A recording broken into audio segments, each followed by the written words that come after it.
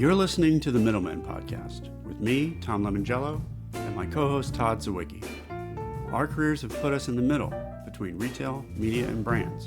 But retail media is a closed loop, so we're here to open up the channel and let you listen in. Join our discussions with the people who make retail media happen.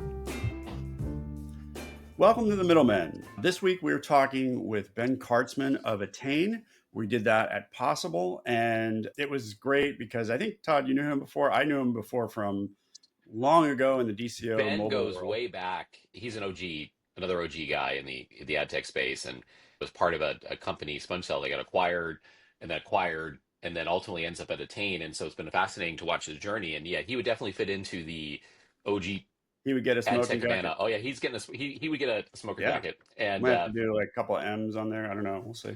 we'll figure it out. But no, Ben's been in the space a very long time, Right. and as publishers or retailers look like publishers and act like publishers and mimic publishers, I think what we're seeing in the Attain business is the evolution of all retailers who are in retail media are looking and acting more and more like publishers every day. And the businesses who sell to publishers are now selling to retailers. And you're seeing that transition, and you're very much seeing every ad tech company needs a retail media strategy. That merger, that coming together is so visible, especially a place at a conference like Possible where we talked to Ben. It's just amazing the presence of retail media at a show like Possible and the influence and really how retail media is eating online publishing and advertising. Yeah, we are in what people are calling the outcomes era. And lo and behold, the marketing of Attain, I mean, their URL is Attain Outcomes. They call themselves a partner for outcomes. So they've known this a long time. And Ben talks about how Brian has had this vision for a while. They had a huge head start in being Klover originally, and they've rebranded themselves as Attain. But they've been buying up lots of permission first-party apps that have consumer data. And it's not just at a single retailer, it's at multiple retailers. It's learning their preferences. It's all these things. There's a lot that you gain from partnering as a publisher with these types of companies like Attain and their consumer financially oriented apps. Their apps are ones where consumers take a picture of a receipt and get points, and it allows interesting offline purchase tracking, which I hadn't really thought about. There's others. You've mentioned Ibotta and Fetch. And once you realize what they do and the category they're in, you're like, oh, I know exactly what they do. But I don't think most people realize is there's a big business around originally working with publishers to provide some of the attribution outcomes like reporting for brands who are working with publishers to justify their spend. And one of the things that's interesting about companies like Attain is it's the ability to work cross-publisher, or now in the world of cross-retailer.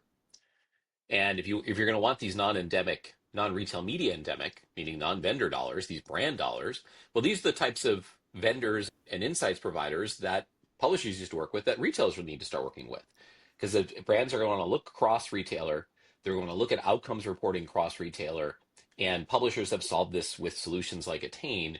And I think that's an interesting reality to, if you're a retailer, these are some of the things you're going to have to start thinking and working with. It's not just necessarily your own data, especially if you're not a tier one retailer. You're going to have to figure out how you work within an ecosystem, just like publishers. Right. I know this has been a theme in our discussions, is retailers are going to act more and more like publishers, or they are the next generation of publishers. And this is just another example of that. Yeah, and you'll hear Ben in the discussion. I'll push him and say, you guys are a behavioral, not attitudinal company. And he's like, yeah, but we have insights. And I think what he's talking about is there's this gap. If you're a brand, you don't care exactly which retailer people buy at. They want to just drive sales. And some retailers will say, hey, this person doesn't have a dog because they don't buy dog food from us. But the truth is they buy from Amazon, or they buy it from Chewy, or they buy it from somewhere else. These types of companies that are not affiliated with the retailer, they're affiliated with the consumer, can potentially fill these gaps or find ways to know more about the consumer. And I think that even the retailers, the more mature retailers, are going to start looking to do this. And so I think that's also what you'll hear from Ben is it's not just that we're selling to brands, we're selling to publishers, we're selling to retailers. They're ready to help anybody who wants to buy. And I think one of the last important things is the idea that there are retailers who don't have a lot of online transactions, especially in grocery. And there's other retailers too. In the electronic space, Micro Center is an example of this. They have a quote unquote e-commerce site, but they drive people to in-store pickup and purchase conclusion. A very interesting, unique model in that case. How do you work where there could be non-online transactions, non-loyalty transactions, and how do you build a closed loop? That receipt scanning is an interesting mechanism for that. And so I think this is another thing, which is, again, if you're in grocery or other categories where there's a lot of POS, meaning point of sale, purchases, that's an interesting solution to help provide some of that reporting. How to deal with cash transactions, convenience stores, which, as we've learned, is a huge retail media sector. Is another example where that might be a really elegant solution, the receipt scanning and picture taking, to provide some of that additional closed loop reporting. Especially what's crazy is C-stores also don't have really much in the loyalty program. Yeah, no, it's very hard. Well. Nobody really wants a 7-Eleven card, a Dollar General card. I mean, like, that's just not, I mean, they have them, but it's just very difficult to get people to be loyal to those channels or whatever. It doesn't mean that they're not shopping in those stores over, many, many times. I came from New York and now I moved to Philly. I now have a car, and I'm actually a believer in the fact that it's not going to be that every transaction is going to be digital. For a little while, I kind of thought, well, it's just a matter of time. Every transaction is going to be digital, but I have to sort of backtrack and be like, you know what? Actually, my transactions are not all digital. The world we're in is more complex, and there's way more solutions, I think, out there that people realize. The maturity of the ad tech and the pub tech space offers a lot of solutions that are really appropriate for the rise of retail media and for building out retail media. And I don't think when we sat down with Ben, it wasn't obvious to us, but the minute you sit down and you start hearing the story, you're like, oh, this makes so much sense. And how the transaction data that they're able to capture from their consumers in a permission-based way, first-party way, there's really interesting and elegant models that start to emerge. And you can see how it easily fits into this new emerging retail media-centric online publishing world, and why Attain looks like it'll have a good seat at that table. It bodes well for local publishing. There's a lot in this episode, so we're going to get into it, and we hope you enjoy it. So where were we? So we can just start talking in terms of the future of the open web. What is that future? And so I'd love to hear your take on it. Yeah, so I think retailers are doing a great job of beginning to monetize, right? And so they've got a treasure trove of data, which they're using, hence retail media. What they're needing more of is quality inventory. So where does quality inventory exist, or where could it exist for them? I think it could exist for them in local. And so at the same time, while you're seeing local start to sort of like become less of a thing, right, and become less funding, like we all know the stories about narratives around local news, who's best positioned to fill that void? I think it is the retailers who operate in these local markets, and so it does a few things. From one, closer connection to their community, which is not a bad thing in this sort of social media, globalized world that we live in. Two, it's going to be a bunch of inventory that they can monetize. And then three, they probably have the infrastructure to manage it. So I love somebody actually going out and saying that that's a good idea, because we kept trying to recreate the digital, create a digital circular, because the circulars, it was really... We meaning retailers. Yeah, so, okay, so we're here with Ben Kartzman. He is at Attain. I used to be at Quotient, and Quotient was building out retail media networks, but it started based as coupons.com. So the relationships that they had at the point of sale and in the freestanding inserts in newspapers was really a local play and a direct mail play and all of that. And we always tried to create a digital circular. And what I think you just said, which I think is super interesting, is that local around the store is the contextual right partner for retail media in the publishing world. And I don't think anybody's ever really said that. People haven't focused as much on local. I think we've had conversations around publishers and how publishers and retailers are a peanut butter and chocolate. I've used that analogy a lot, sort of partnership. And it's kind of interesting that you saw the beginnings of it, I think, with Best Buy and CNET's deal, but that hasn't really gone anywhere as much as, or at least I thought. I just assumed it would take off and we'd see lots of these. And I think it's been an interesting question around why have the retailers not opened themselves up to realize there's these assets. And by the way, I think they're incredibly undervalued. Like local media has got to be dirt cheap right now. Exactly. And so I'm surprised that we haven't seen that. So you're talking, but local hasn't been quite the angle. I've just assumed publishers in general, but you're adding another, like, it's even more specific. Like, I think local media is even a better opportunity. And I mean, that was sort of the thesis behind X on some level, right? Was like, it was going, I mean, Elon would talk about how it was going to replace local news, and why should you trust a newscaster at a local news network versus somebody who's on the ground, like people journalism or whatever he was calling it. And so that is a thing, right? That's real. We're seeing that, but I think now the communities are losing some of the professional edge of journalism that I do think that they want. And that can still exist at a local level. And I think it still does exist at a local level. And so to be able to do that in a manner where you can monetize it, but also create connection to community. I mean, what do most retailers want? Like the strongest retailers are the ones that have that connection with their community. Yeah, I mean, the strongest retailers, especially like the H-E-Bs of the world. Yes. I mean, that's their bread and butter. And they're doing things like partnering with local artisan type brands and things like that. The way that I shop, I feel bad because I worked with Albertsons and Ahold, and I shop at a local produce place, and my wife finds out what's happening that week on Instagram. So it's a totally different paradigm. How do we get back to that? Right, exactly. But in this new world. Yeah. Right? I mean, there's still a digital component, but it's local, and that really hasn't been thought through. So I'm happy that we got to talk to you about this. So let's pull it back, because we've known you for a long time. I've known you since your Sponge Cell days, and as the sort of food chain works, it was Sponge Cell was eaten by Flash Talking, was eaten by Media Ocean, and you got caught up in that. You were, Jonah and the Whale for 17 years. Yeah, 18. 18, my God. Left. Yeah, pretty good run. Yeah. That is a long time to be within, one sort of continuous thread of the thing. And now you're at Attain, and what's the story of how do you end up at Attain and leave? You end up at, you would think, the mothership of motherships, and, Media Ocean, and now you're, you maybe made it, but now you're, at Attain, and what's the story of how you end up there? Yeah, so I was enjoying my time, on that journey. I think the reason I was able to stay was because it kind of felt fresh. Every 3 years, it felt like there was something new, right? Whether it was at Sponge Cell, there was like a pivot into a new product we were building, or the market started moving, or we talked a lot earlier about social and the role that social played in that business. And so when we then joined forces with Flash Talking, that was also about a 3-year run of helping to get that business from 50 to 100 million in revenue, and joining forces with a great team and a great leadership team, and then being able to roll that into Media Ocean. And then to your point, being part of the mothership was a really compelling and interesting opportunity. Right. And that's kind of why we jumped on it. And so did that almost again for 3 years. And while I was there, we started looking at what was in the space. And so they ended up ultimately acquiring Innovid, but we had been looking at that and thinking about that and strategizing around that also. Well, because you came from a creative background, Sponge Cell was figuring out, Todd and I were talking about this, DCO.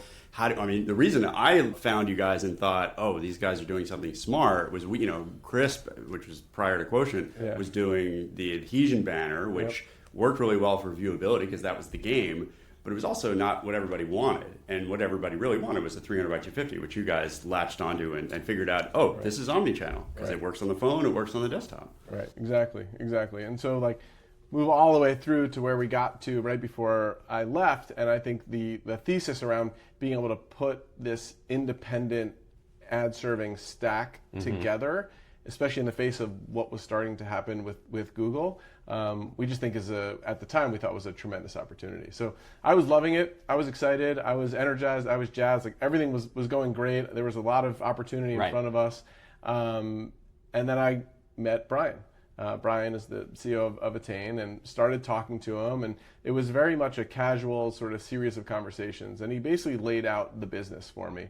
And he said, listen, we've got this really interesting, unique data asset. Most companies that have a data asset, they've got to go buy that data. And then they pull it together, they do a bunch of work with it, and then they package it and they sell it to the market. Right. We have a data asset that we actually monetize and is profitable. So we have a portfolio of apps that we own and operate. So we have direct relationship with the customer, with the end customer. And so through those apps, we get access to all of these financial transactions and all of this purchase data, all the way down to a UPC level. Because Attain is actually formerly known as Klover. Correct. And so I don't think people... Yeah, you guys have done a great job rebranding because nobody knows that anymore. Yeah, it's funny because I'm like, once I realized it was, they're Klover. And to your point about this financial, data, you can say, once people I think understand that, I see, that makes total sense that they have this because they're actually... But was even more confusing as we were trying to prepare for this was that you bought Merrifield, and I'm like, okay, so they're doing what PayPal's doing. They're doing what IRI and Nielsen IQ is doing. They're doing what Fetch and Ibotta is. I mean, you guys are doing everything, right?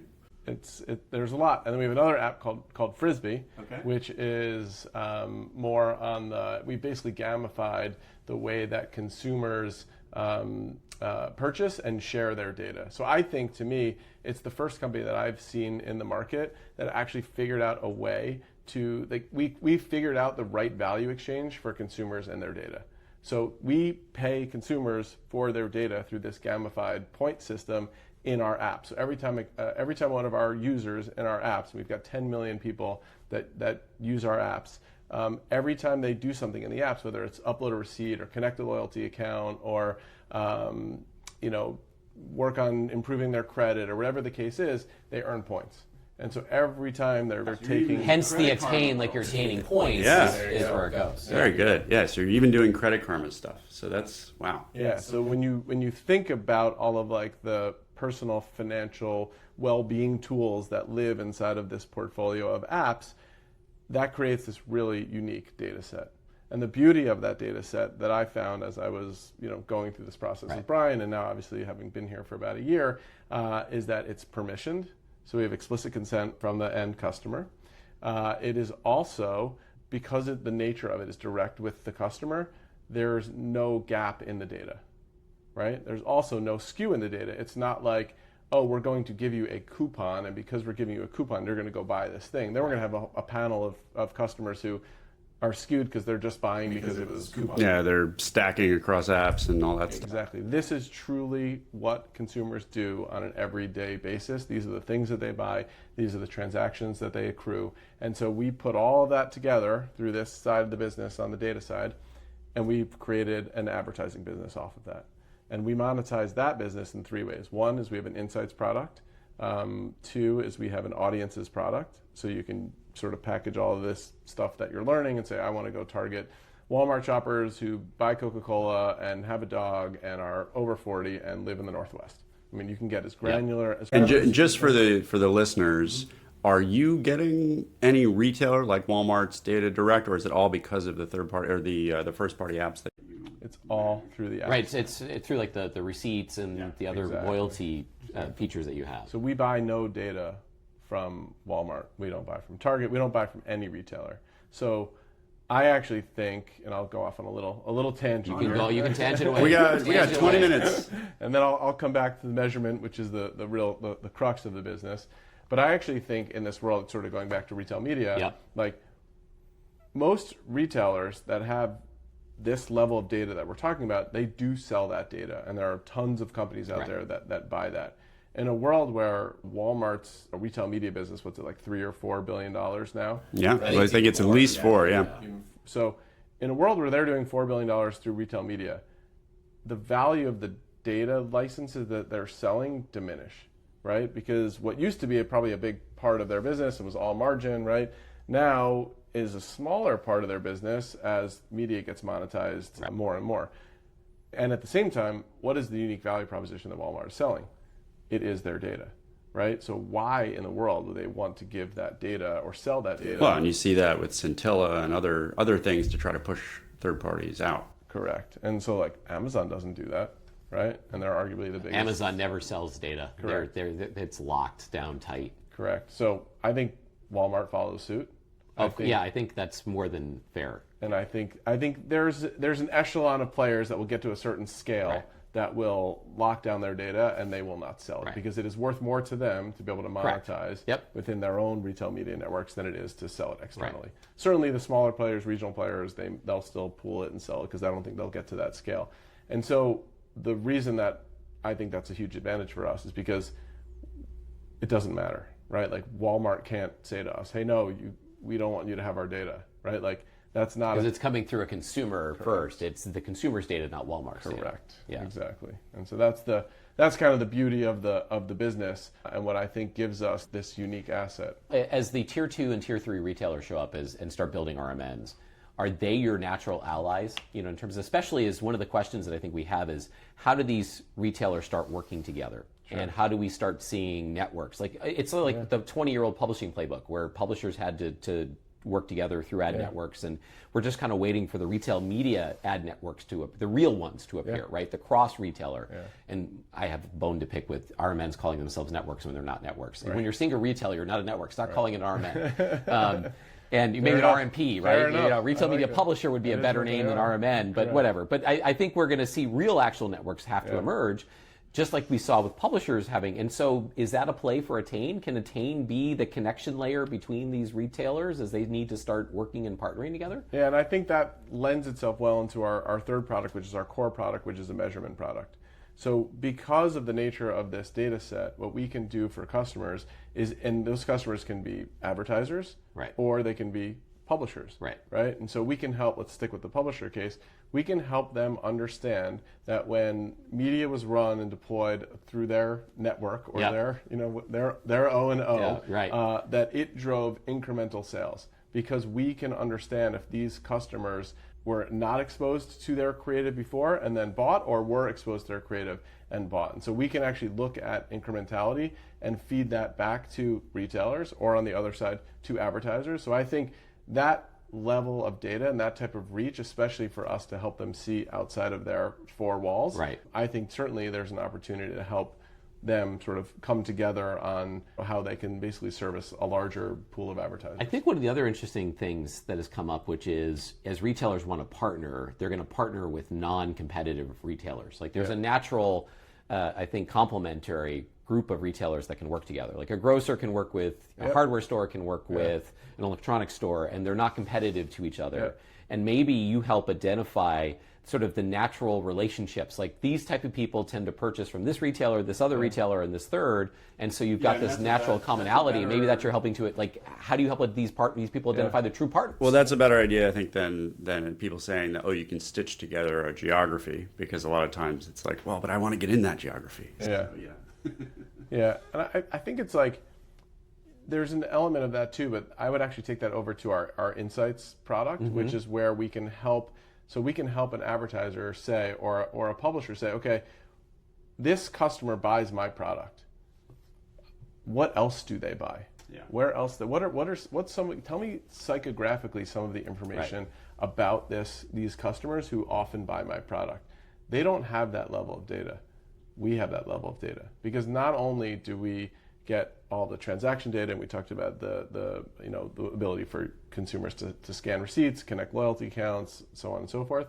We actually also ask them a bunch of questions when they join, right? And the more questions they answer, the more points they earn. So again, that sort of value exchange for data, and we can drop a survey in and ask questions and get thousands of responses within minutes.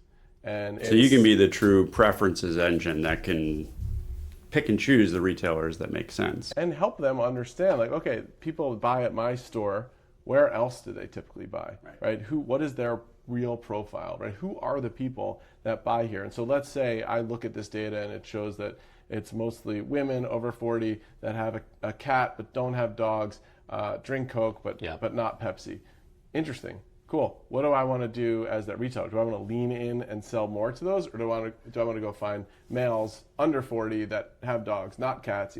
How do I want to? Have you thought about extending the Attain platform and into the loyalty card business with the retailers? It seems to me like a natural, either a partnership. Like you have data that could augment what the loyalty programs. And to me, it's like I hear this and go, wait, why aren't you in you could be running these loyalty programs for the retailers? Or at least it's a natural partnership extension, whatever, and plugging those, because we have yet to see a retail media business work well without a loyalty program. Right. And I think that is one of the underpinnings for the retailer, especially as also the loyalty programs help connect in-store activity with online activity and offsite. And so you start to see these natural connection points. And what's funny about this is I think when we imagined going back to SpongeTale 17, 18 years ago and my 25-year journey in ad tech, is I think this is all what we thought the online advertising business would be about how we'd have these profiles and these targeting vectors and this information. And now it's maybe 25 years later with the now inclusion of retail media, we actually start doing all the things we talked about. But what's fascinating is it's because in the old third-party world of where you're getting permission, where you're not getting permission, in this you get permission, whether it's your apps or from the retailer. This is all permission-based marketing. Correct. And I think that's a huge point, because I think in this world that we're finally now entering into, all of the ways of the last 25 years where it was so heavily reliant on third party, because first party or the infrastructure for first party didn't really exist, so it had to be third party. That is why third party dies. Right. So if third party was here and first party was here, right? I think we're crossing that inflection point. I totally agree. I think it's funny is people, Google's going to let the third party cookie. I don't think any serious marketer even worries about it, cares about it. We've all moved on. Anybody who's been in retail media never cared. Where the puck is going is retail media. Because of that. That was always, I think that's the missing thing, where publishers were never able to get people to log in. Streaming services do. But outside of that, it's retailers are where you get people to log in, and I think that's been the missing piece. To your point about publishers and retailers, like retailers buying publishers, is you add that retailer logged in experience on top of media, and we solve everything. It all goes away. All the pain and suffering, and it's all first party. And maybe I've brought this up many times. Like we move server side finally, and stop getting around browser based identification and move server side identification up to the forefront. So. And it's all reliant on permissions. Right. And I think the fact that we now have moved into that world, to your point, right? It's like, I think it was smart for Google to just walk away, because they were just creating more consternation than they were helping. Right. What I think it's interesting is Attain as a business is always been in that permission-based, and it's sort of like were you guys seeing the puck ahead of time, or now the puck has finally landed in your lap? But this idea of this permission-based world, whether it's for retailers or streaming or whatever, you guys are already there, and you can do the data matching, you can do the profile matching, because it's all about first-party matching. It's not about having to fudge identity and mask it and whatever. It's all permission based, so you can match away as much as you want. Well, so Jonah Goodhart, who's on our board, tells a story about when he first met Brian, first started talking to Brian, probably about 4 years ago. And Brian talked about his goal. He was always building these apps, but his long-term goal was to build a measurement business. And that got Jonah kind of interested. And the underpinnings of the measurement business is everything that we're talking about here today. Right, and so it's the fact that it's like it is all permission. It is all this first party data. It is all not reliant on retailers. Right, it all is all direct with the consumer. It allows us to build this measurement business on the other side, and so it's been like a cool evolution for these guys. So I think to answer your question, I think Brian always had a vision for this is where it would go, but to have it come to this realization, the market hadn't gotten to that point, and now it has. So, I think that's been the major change. We talk a lot about internally and even now externally about outcomes. Right, so the whole industry now is talking about outcomes. We have been talking about outcomes for as long as he had this concept of building this measurement business, and so. The fact that I think the market has kind of caught up to where we are puts us in this really unique, I think, position. And also sort of back to the original story where we started this conversation, it was one of the reasons I joined, right? This was where unquestionably, based on everything we've just talked about here, this is where the world was going, without a doubt. And so to join a company that has all of this permission data, 10 million people opted in, first party, right? It just checks all the boxes of what a future-proof business is. So you and Todd have now painted this picture of being possible on the beach and everything is perfect. So I have some questions where it gets us a little deeper into the water. Don't rain on our parade, Tom. I am. We're living in the fantasy land. So you're doing everything in some ways around the retailer, maybe, but you're maybe unlocking things that we could never do. When I was a quotient, the biggest failure that I found was trying to sell CTV as a retailer. Data was too expensive. The use case was a little weird because it was a shopper marketing buyer. But I saw you guys had a use case with our friends at Smart Commerce and Mondelez. Can't remember if it was Chips Ahoy or something like that. But you guys were doing a CTV campaign and measuring it. Is Attain a better option for doing these sort of full funnel campaigns? Cost reasons, do you get credit for it at the retailer? Is it retail media? So. Yeah, it's a good question, and kind of where this lives in the funnel is very interesting, right? So we talked about, certainly it's all outcomes based off of sales data, which is really the only thing that you should care about as a marketer, right? Like, am I getting people to buy my product at the end of the day? It doesn't matter. Did people click on my ad, or did they view my ad, or was it like, was there attention around my ad? Like, all of that stuff in a world of sales outcomes, they're all proxies, right? And so when you think about that construct, that certainly lends itself to being more sort of bottom of the funnel. Did the action happen? Did the sell? Yeah, you're not an attitudinal research company. You're behavioral, right? But we talked about that survey capability. Yeah. So we also have this brand lift part of our business that marketers can use. So in the same campaign, they can run a brand lift study, and they can tie that to sales outcomes. And so we could start both at the top of the funnel, but then also end up at the bottom of the funnel and see, as the campaign is running, and again, the other benefit of the data and why retailers like working with us and publishers like working with us is we can help them. We can run an incrementality report in the middle of a campaign. Everybody else that has run incrementality studies, it's 8 weeks after the campaign ends, then they'll tell you how it performed.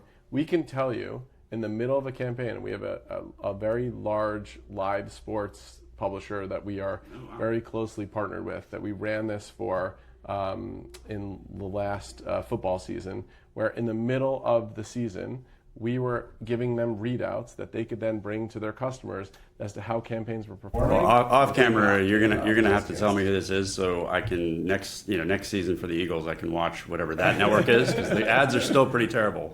So. It's all CTV, I will tell you. Yes, yeah. But that gets back to what Todd was talking about. CTV was sort of a server-side first experience, and so it makes sense that it can work with this model, but the economics haven't really worked yet for retail media.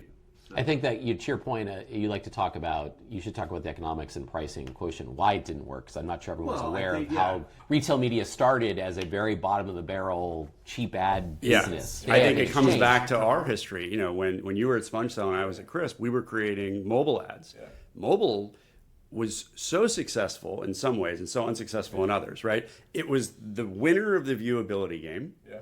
And because it won that game, it was impossible to sell other channels. We had mobile, and then we bought digital at home. We did on-site, and CTV. We had all of those capabilities, but we couldn't sell it because mobile.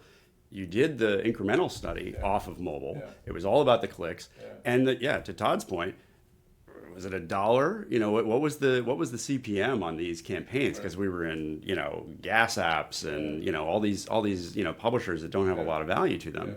And then you go look at Hulu, and you're like, oh, $40 Hulu ads, and there's a retailer data tax. This is a very expensive proposition. And people are like, no, if it works, look, back it out to a CPA, it'll work. I'm like, okay. And then you go to Gatorade, and they're like, can we do mobile video?